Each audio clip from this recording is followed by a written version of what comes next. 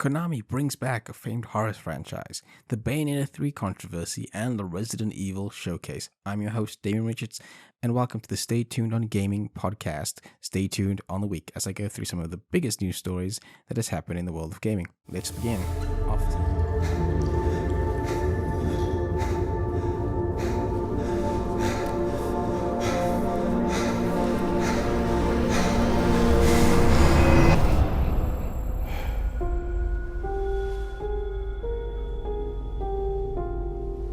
Could she really be here, waiting for me?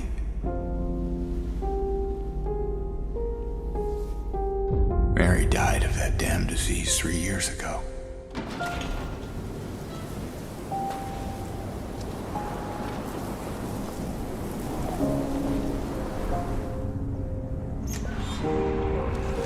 In my restless dreams, I see that town. Silent Hill. After years of terrible rumors, speculation, pachinko machines, Konami is finally back in the video game industry with their favorite horror franchise, Silent Hill. There was a big live stream that happened this week that basically went over the new games that will be coming to Silent Hill. So let's find out what they announced. First off, Silent Hill 2. That's right. We are back in the world of Silent Hill. This will be a complete remake over of the original game, which is going to be done by the Polish studio Blooper Team, who are known for the Medium, Blair Witch, and the Layers of Fear franchise. The game will be available on PS5 and PC, and then will come a year later to the Xbox. The original art director Matsushiro Ito and composer Akira Yamaoka will also be involved in the project, and they've apparently been involved in the project since the very start. Yamaoka will also bring a new musical style to the game, trying to bring in the old theme and the new theme of the game. Now, Blooper Team is saying they're rebuilding the combat system, creating new set pieces, new cutscenes, and of course probably fixing the voice acting of the game. The team will be led by the creative director behind the Medium and the Blair Witch projects. They've also created a new over-the-shoulder camera for immersion, which is the biggest change from the game so far. Now, is Blooper Team the right fit for Silent Hill? I'm not really sure, and I'll talk about that a little bit later, but there were a couple of other announcements they also made. Next up, Silent Hill Townfall. Now this is actually a very interesting title. There was no gameplay shown, but we were given a very weird trailer. The game will be developed by the Scottish studio No Code, who are known for the stories Untold and Observation games, and will be published by Annapurna. So we don't know much about the title, except that it's going to have some psychological horror to it, but there's a lot of interest into it. We then got told there will be a new Silent Hill movie, Return to Silent Hill, which will be directed by the original director of the first film, Christopher Ganks, and it will be based on Silent Hill 2, and so more Silent Hill 2. We also got told of the Silent Hill Ascension, which is a live, real-time, interactive series where viewers can change the outcomes. Not exactly sure where this comes into play. There's some big names attached, but nothing substantial was shown, and it's only coming in 2023. Finally, the biggest announcement was Silent Hill F, a brand new Silent Hill game that's going to be set in the 1960s Japan. This game is being developed by Taiwanese-based developer Neoboards Entertainment, who are behind games such as the Resident Evil Resistance and Resident Evil Reverse games, both of which are those online multiplayer games you got with, I think it was Resident Evil 2 Remake and then Resident Evil Village. This studio is not really known for much. I mean, they've made mostly remastered titles, such as the Devil May Cry HD Collection, the Onimusha Warlords Remaster, and the Resident Evil Origins Collection for Switch. They have done some development work on the RE2 and 3 remakes, as well as Marvel Avengers, but that's really it.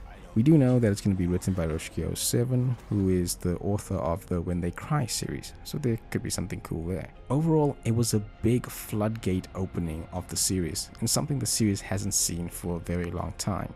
I mean, whenever Konami spoke about Silent Hill, it was usually a pachinko machine, and the last time we had Silent Hill was PT, which, again, isn't saying much as that project just fell through completely. So it's fun to see Konami really come out and push Silent Hill again. Many fans have wanted them to return to the franchise and push the franchise into a new way. And with horror being back on the top of selling games, with Resident Evil and Blooper Team's titles even being critically acclaimed, I like this, I really do. And Konami hasn't always been out of the video game market per se. I mean, they re-released those Castlevania games, and they also made the very terrible Contra Rogue Corps, so there is that. But the big question that a lot of people have asked is that, is Blooper Team the right team for Silent Hill? And I don't know. If you have played their games, which are critically acclaimed, they aren't the best. At most, they're walking simulators with maybe one or two scares. Other than that, they're not that interesting. Granted, they put you in an interesting world, but they don't really do anything with that world. They don't make it cool. They have cool settings, and the stories are kind of really boring as well as the characters. But none of the games really had any combat. Blair Witch's closest thing to combat was like you pointing a flashlight. And the Medium, which I think was like their little testing product to show Konami we could make Silent Hill, as that game is the most Silent Hill game it can try to be, wasn't even that good. It was really forgettable. That had some interesting mechanics and again an interesting setting, but it wasn't even really that interesting. Once I played it, totally forgot about it, except for the weird thing it does in its story about abusers. But you can play the game yourself. You'll probably forget it very quickly. The puzzles aren't even that interesting. But like I said, none of those games have combat in them. And the thing is, Silent Hill also needs combat. It's very important in its combat with its puzzle solving, because it always makes you feel this sense of dread. I also don't know how I feel about the over-the-shoulder camera, because it was always fun to see, never know what you're walking into, because you would open the door and the camera would just show the player and you'd be like, what is in this room? I don't know. I'm hearing a sound. I'm walking out. It was always fun. And Blooper Team to me is a team that was always looking for its identity and it never really found it. The Medium came close, but that's about it. And I don't know if they should really take on Silent Hill 2. I also don't think people were really asking for a remake and more of like a remaster, since Silent Hill 2 is regarded as one of the best games in the franchise. And the sad thing is, you can hardly find that game anymore unless you play that very bad remaster on the PS3. So I would have liked if Konami just re-released that game, but it could be just very hard to find. And if they really wanted to make a remake, why didn't they just go after Bluepoint Games? I mean, they're right there and they have made tons of remakes that are beloved and like one-to-one recreations, because nobody wants them to really touch the story of Silent Hill 2. Just fix some of the gameplay elements and modernize it. Touching the story might just hurt the story. And Blooper Team does not have a good record with the story games. Like I said, the Medium story is terrible. Truly, truly terrible. It does touch on some very controversial topics, but how its ending and portrayed them was terrible. Now the game is going to use Unreal Engine 5, so there is that. And there's no release date for any of these games, but I am very much interested in Townfall. I did like Observation and Stories Untold, but they weren't like crazy. They were able to really play on the mind and really play with the setting they were in. So that's what made them really interesting, and that's where I really like to see what No Code will do with this title. And then we come to Silent Hill F. The game I'm probably the most excited and scared about because of who's behind the title. I mean, like I said, Neo Boards Entertainment haven't done anything single player related. Yes, they've done remasters and stuff, but they haven't made anything. Like the Resistance, the Resident Evil Resistance game that came with, I believe it was Resident Evil 2, was forgettable. No one hardly ever played it. And then you have the Resident Evil Reverse game, which is coming out next week when you buy Resident Evil 8 Gold, or if you have Resident Evil 8, I think is hardly going to be played as well. So you have a developer who have made just multiplayer titles and remasters to put on other consoles to come and make a whole new Silent Hill game. I don't know how that's going to even go. Now, yes, all of these games can be successful, but they can also all fail. And Konami's track record isn't that great. So I think how this is going to be is Konami basically making a last-ditch effort to throw Silent Hill out there and see what happens. I do still think Silent Hill 2 will sell, because it's Silent Hill 2, and people will hate it or love it. And I do think Silent Hill F is going to be the thing that makes or breaks this resurgence of Silent Hill games. I just hope that it doesn't die again. And even if this does fail, that Konami sticks with it. Maybe they make a new Castlevania game. People have been waiting for them to do that. I mean, they have a lot of IPs that are just lying around that they're doing nothing with except making pachinko machines. So I hope they're able to do something like that. But now, let's move from one horror franchise to another. So long as we were together.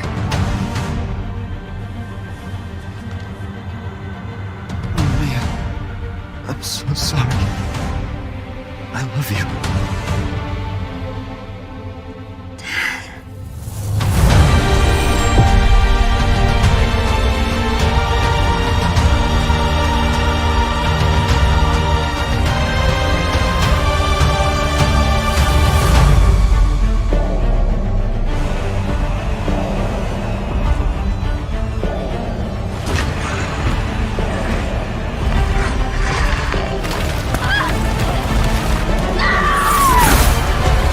Sometimes I feel lost or afraid. I try to imagine what he might have said to me.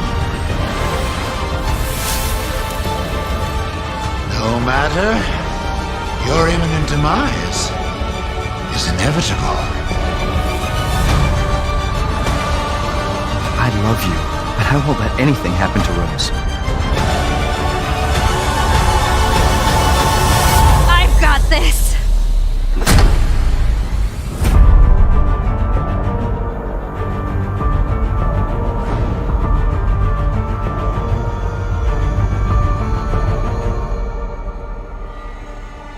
Capcom returned this week and they had a big Resident Evil live stream. There wasn't much shown here. They basically showed off the new DLC for Village and the Gold Edition and the new third person mode that's coming. The Gold Edition will be out October 28th with its DLC. They also showed off Resident Evil Reverse, which is the upcoming game that's going to be online multiplayer. That'll also arrive on October 28th. You'll get early access to the title if you have Village, and if you own it, Village or the Gold Edition, you'll get the game for free. The game is going to support crossplay. It's showed off new gameplay and locations and even characters from Village. Capcom has said that they plan to update the title and work on the game and even show a roadmap, but I see no hope for this title whatsoever, which kind of sucks. They also talked about the cloud versions of Resident Evil, of course. I think like nearly every Resident Evil game, I think all Resident Evil games are available on the Switch, and they announced that a whole slew of the new titles will be making their way to the Switch, but in cloud versions. So Resident Evil Village will be coming out on October 28th. Resident Evil 7 will be out on December 16th. Resident Evil 2 Remake will be on 11th November, and the Resident Evil 3 Remake will be on the 18th of November. The Winter's expansion for Village will make itself on December 2nd, and all the games will have demos available. This makes, I believe, nearly every Resident Evil game available on the Switch, which is actually really, really cool. And then, of course, the big thing was the gameplay they showed off for the Resident Evil 4 remake, which of course is coming next year, March 24th. And yeah, the game looks great. I mean, people that have previewed the title have said that this is like a one-to-one recreation. They fix a lot of the lighting. You can now move and shoot, parry, like the chainsaw that you see in the trailer. Both a gameplay trailer and a story trailer was released for it. And I have to say, yeah, this looks really, really good. I have loved how Capcom has handled Resident Evil. I know Resident Evil 3 had a bit of a blip, you know, because it was not what people was expecting. But Resident Evil 4 is shaping up to be a really, really good remake. And I also love how they've used DLC to really end off their games instead of releasing completely brand new titles. You know, because sometimes you don't need to really do that. And with 7, you basically had, I believe, like 4 or 3 DLCs that dealt with the story of 7 and either enhanced it by ending off a certain character that wasn't ended off, or enhanced the story, such as the Not a Hero DLC was ending off one of the characters that we saw in the game. when that was completely free. You had Sisters, which was a prequel type game, and then you had End of Zoe, which was like the end to Resident Evil 7.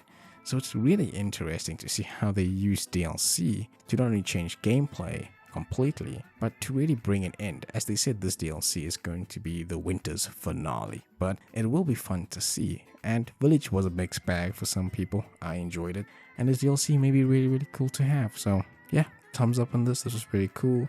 Alright, I had to re-record this part again just because there's just so much information happening right now. So let's talk about the Bayonetta 3 voice actor controversy. So let's go back to when this all started. Bayonetta 3 is coming out very soon, and everyone's really hyped for the game. Then the original voice actor, Helena Taylor, comes out with a huge bombshell. She basically comes out and says that she was offered $4,000 as a flat-out buy rate to do the game. She felt that the offer was immoral and insulting. She also said she had to re-audition for the game when she is the voice of Bayonetta. Then she says you must boycott the game and donate the rest of your money to charity. And that if you cared for people, you wouldn't buy this game. Now this caused a slew of controversy with everyone jumping in with their different opinions.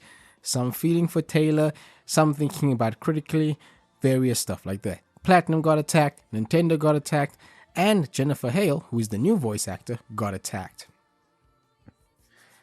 Then there was a couple of reports that came out later that it wasn't $4,000 it was offered, it was actually $15,000.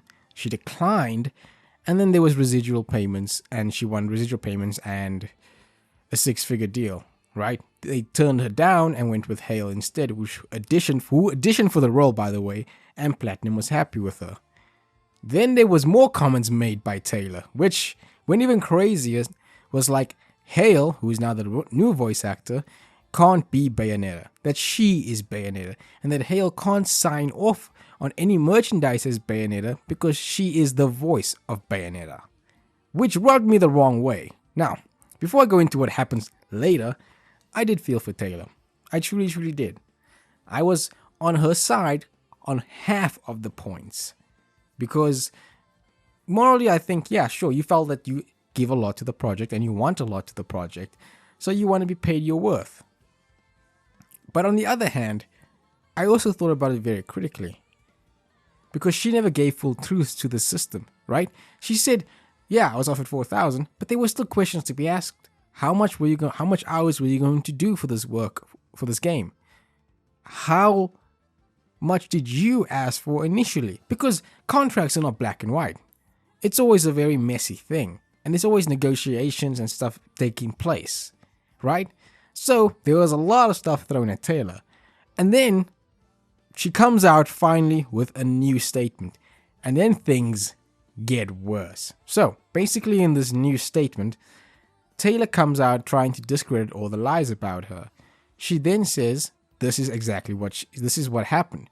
She was offered, and the $4,000 she was offered was the second offer, which is something she said in the first statement, but the $4,000 was for the whole game, which she claimed was for the whole game, by the way. Like, her insinuation was to the people was that the $4,000 was for the whole game.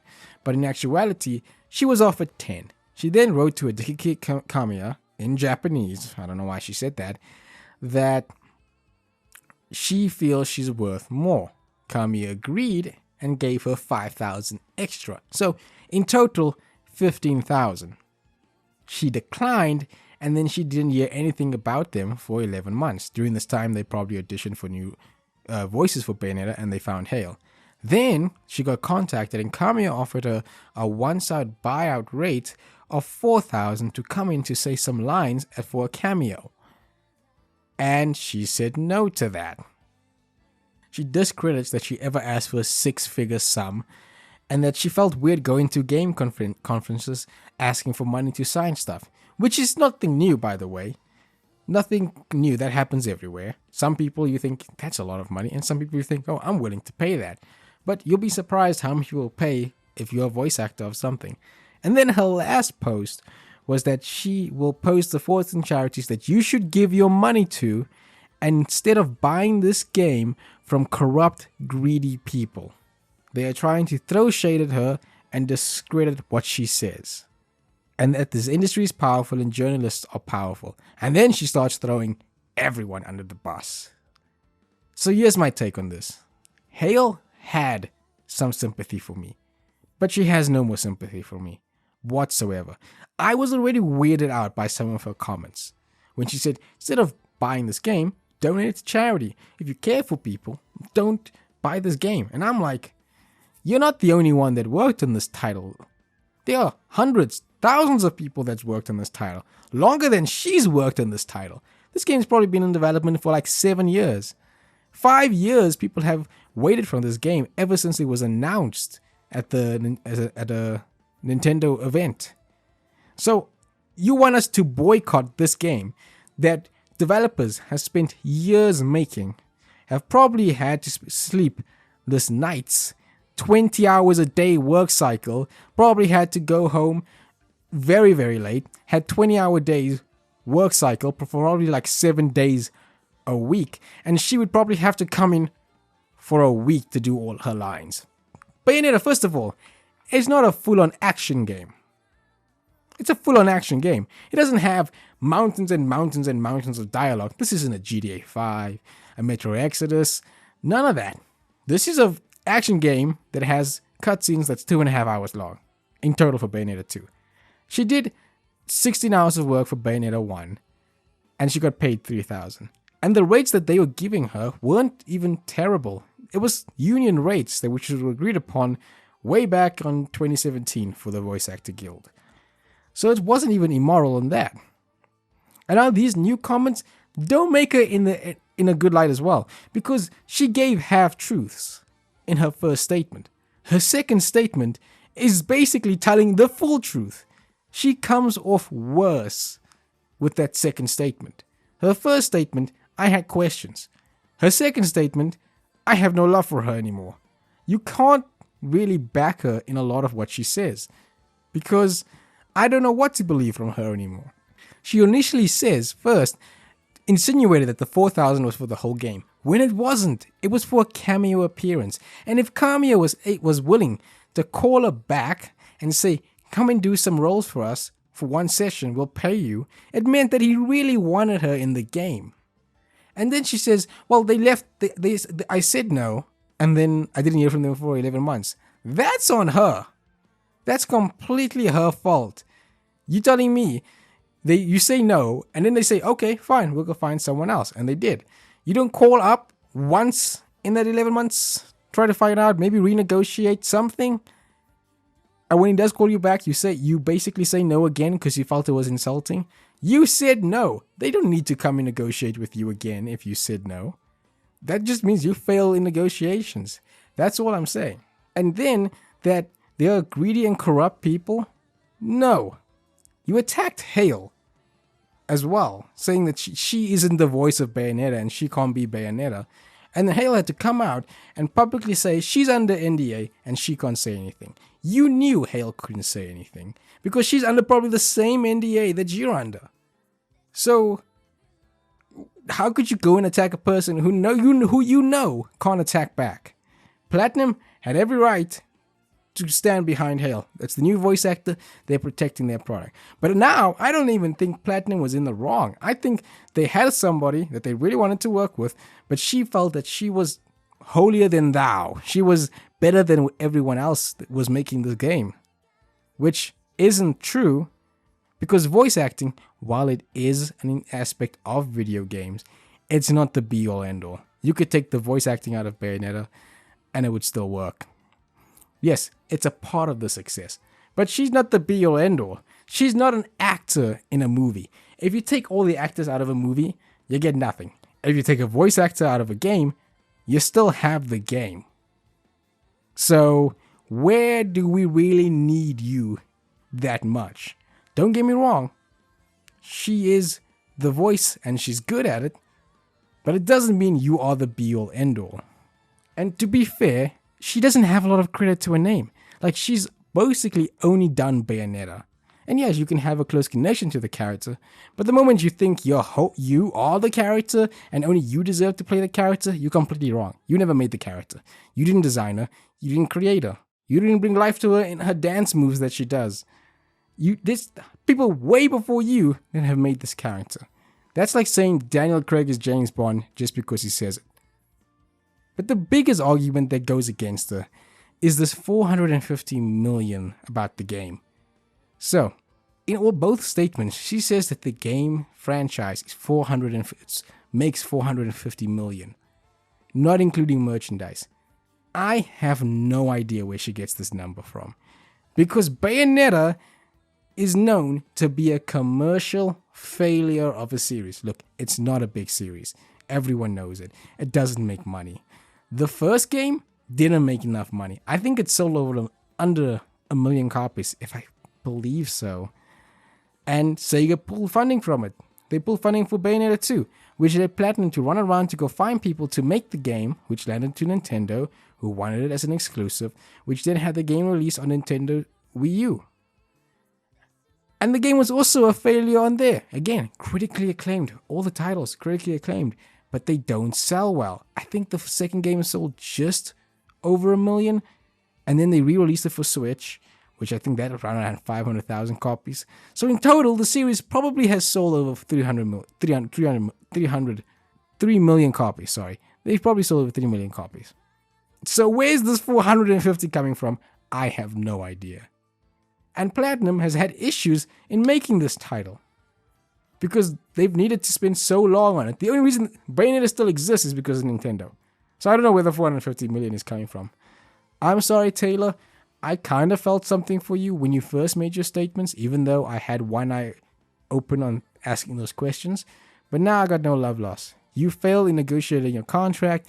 You wanted a bigger number, and I feel like you think you are bigger than the game. You are probably going to come in for a week at most to do your work. Probably like 16 to 26 hours of work. And you probably come in and do only like 4 hours a day. Because your voice is you don't do voicing for 12 hours, 10 hours. You'll probably do it for like 4 hours and then you leave. Developers will stay there making this game. They've been working this game for like 7 years. You probably do it for a month. And then they only call you back if they need you to redo some stuff. So, you can't have a person that thinks they're bigger than the series. So, what do you guys think? What side are you on? Were you originally on Taylor's side, and now with this new information, are you not?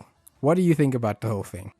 Alright, so now that we've got the big news out of the way, let's go with some of the smaller news.